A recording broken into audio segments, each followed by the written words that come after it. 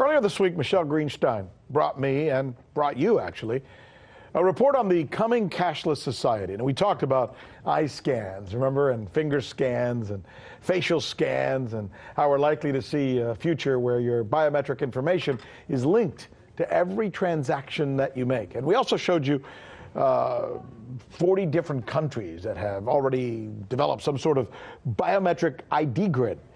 But while looking into this, Michelle found a story that she thinks deserves a segment of its own. This one is about microchips, but not just microchips. Microchips being inserted into the bodies of human beings.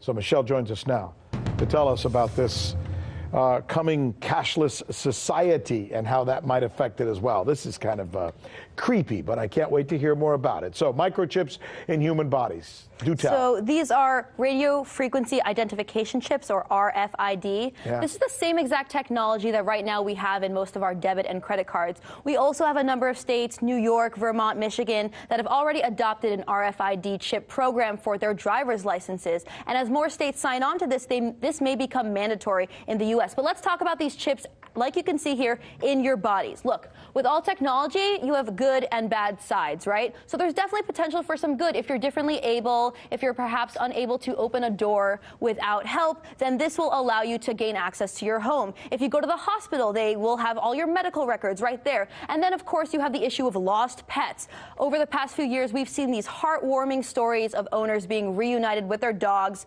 This flooded the internet. Even Ohio State University said that dogs with chips are 2.5 times more likely to be returned home. So we're seeing this kind of technology being rolled out worldwide. In Spain, there are certain clubs where you can just use a microchip to skip the line. You don't have to wait in line. In Sweden, there are train tickets where you can just swipe your little hand and you don't have to have a tangible train ticket. And then, of course, there's this Wisconsin-based company called 3 Square Market. It's the first U.S.-based company to implant these microchips into their workers. You could use it to enter the building, to buy food in the company. Let's see what the CEO had to say about this process. Okay. The vast majority of our employees absolutely love the conveniences that having this chip in their hand really brings. I can log into my computer with this, which I do every day.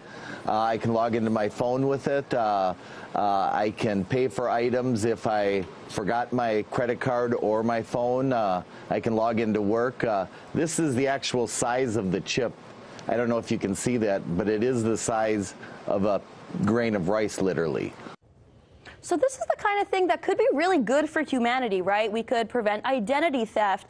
There's microchips in medications where we have wireless capsules that senses. I get it. I mean, right? yeah. I mean, we got, in fact, here, I want to show the audience what we have here at RT. Like most buildings, we have our own security. Swipe cards, for sure. And I keep ours, you know, it's essentially just a little card, and whenever we walk into certain places, you got to show it, and then the door's right, and you don't opening, have to be like, I am Rick Sanchez, and I can prove it because this is my name, my address, my phone number. You just have your card. It makes sense. It would be nice if I didn't always have to be grabbing my wallet and finding it. So I understand what they're doing, but okay, so that's good, and it creates a certain amount of facility for things.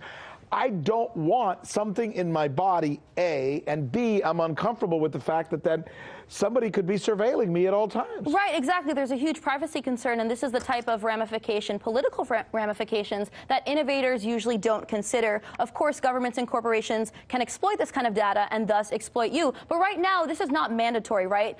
Employers cannot mandate that you have this in your body.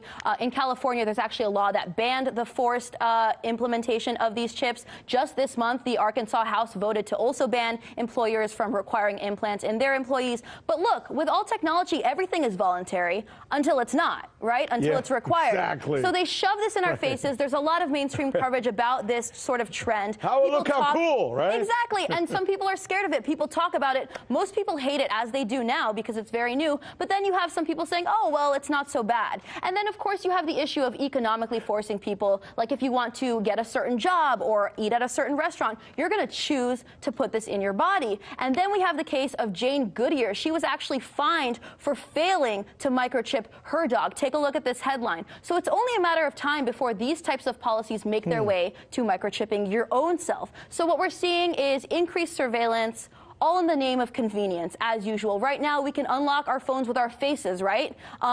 no one's putting a gun to your head and saying you have to get this smartphone, but you choose to. And the idea is that, look, soon everyone will have this technology, so I might as well get it early. I might as well jump on this bandwagon. And it really seems like we're looking at a future where everything is going to be networked, tracked, databased. Right now we have credit scores. We might be seeing social credit scores. Do you ever see the possibility in your life, and I know you're kind of like a millennial, so I am a millennial, technically. Oh, boy, yeah. Look at that. You are a millennial.